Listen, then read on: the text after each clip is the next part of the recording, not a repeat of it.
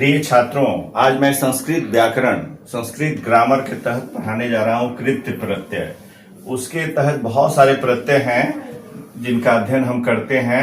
जैसे आप देखेंगे यत् प्रत्यय है, उसके बाद न्यत् प्रत्यय है। ऐसे जो भी प्रत्यय है, इसमें बहुत सारे प्रत्यय आते हैं कृत प्रत्यय के अंतर्गत। उसमें मैंने लिया है यत् प्रत्यय। इसका एक सूत्र है अचोयत 3:1 यानी अष्टाध्यायी के तीसरे अध्याय के प्रथम पाद का 97वां सूत्र है 97। वो कहता है अचोयत। अचो का मतलब क्या होता है? अजंतात धातु। ये अचो का मतलब हुआ यत स्यात्, यत प्रत्यय का मतलब हुआ। चूंकि सूत्र संक्षिप्त होता है और संक्षिप्त है तो इसकी विस्तृत व्याख्या मैं कर रहा हूं। अजंतात धातु यत् स्यात्। अब अजंत धातु क्या है?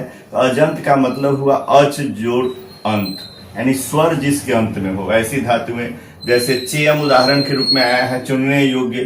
तो ची धातु देखिए आप, हम लिख रहे हैं ची, ये अजंत धातु है, इसका अर्थ होता है चुनना। इसी तरह से दूसरी धातु देख लीजिए जी, इसका अर्थ है जीतना, ये भी अजंत धातु है। इसके बाद देख लीजिए नी, ये भी अजंत धातु है, इसका अर्थ होता है ले जाना, नयति। ठीक है। उसी तरह से आप देखेंगे दा धातु, ये भी है अजंत, आ है अंत में, इसका अर्थ होता है देना, ददाति। तो आपने देखा कि ये सारे अजंत धातु है। ची धातु, जी धातु, नी धातु, दा धातु, आ धातु, ये भी अजंत है, इसका अर्थ है पीना, पिबती। ये सभी अजंत धातु है, यानी इसके अंत में अच है, इसलिए इसको अजंत धातु कहा।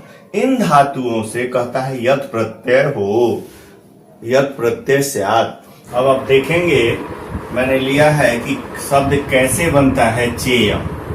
तो चेयम शब्द है जिसका अर्थ होता है चुनने योग्य। इस चेयम का अर्थ होता है चेतुम योग्य, चेयम। तो चेतुम योग्यम, ची धातु से आप इसको रूप सिद्धि पूछता है पोस्ट ग्रेजुएशन में, स्नातकोत्तर के छात्रों को पूछता है, कभी कभी ऑनर्स में भी पूछता है। तो ची धातु से यत् प्रत्यय हो गया।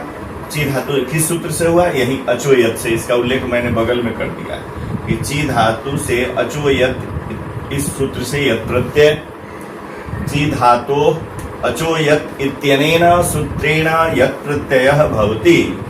तदानीं दूसरा मैंने लिखा सूत्र हलन्त्यम। इत्यनेन सूत्रेण हलन्त्यम, हलन्त पदस्य लोपः, हलन्त वर्णस्य लोपः। हलन्त वर्ण है यत्, तो उसका लोप कर दिया हलन्त्यम से। इसको अनुबंध लोप भी बोलते हैं। लोप करने वाले, लोप विधायक बहुत सारे सूत्र हैं। जैसे आपने देखा होगा चुटु, चवर्ग और टवर्ग का लोप होता है। लशक्व तद्धिते, ये भी सूत्र है आपको लोप करने वाला। उसके बाद हलन्त्यम, ये भी सूत्र है लोप करने वाला। उसके बाद है उपदेशे अज अनुनासिकित, ये भी इत संज्ञा करता है और इत संज्ञक वर्णों का लोप होता है तस्य लोप से। ये जो सूत्र मैंने बोला ये सभी सूत्र है इत संज्ञक, इत संज्ञा करते हैं। और इत संज्ञा जिसकी भी होती है, इत संज्ञा एक टेक्निकल टर्म है संस्कृत ग्रामर का। उसका हलन, उसका क्या होता है? लोप हो जाता है तस्य लोप से। हलन्त्यम से इत संज्ञा होती है। और यहाँ पर एक सूत्र और आप जोड़ लीजिए, तस्य लोप। जो भी वर्ण इत संज्ञक होगा उसका तस्य लोप से लोप होगा। ठीक है। तो अधूरी व्याख्या हो जाती, लोग समझते कि सर उसका विवरण नहीं दिए यहाँ पर। तो जो भी इत संज्ञा जिस सूत्र से होगा उसके बाद तस्य लोप से उसका लोप हो जाता है इत संज्ञक वर्ण का। अब यहाँ पर गुण हुआ। गुण होता है सार्वधातुक अर्धातुक कयो से। ची का जो ई है उसका गुण हो गया ए, क्योंकि गुण संज्ञा होती है अदेन गुना। और ए ओ तीन वर्ण गुण संज्ञक होते हैं, इसी तीनों में से होगा। तो ई का गुण होता है ए, आपने देखा होगा ऊ का गुण होता है ओ।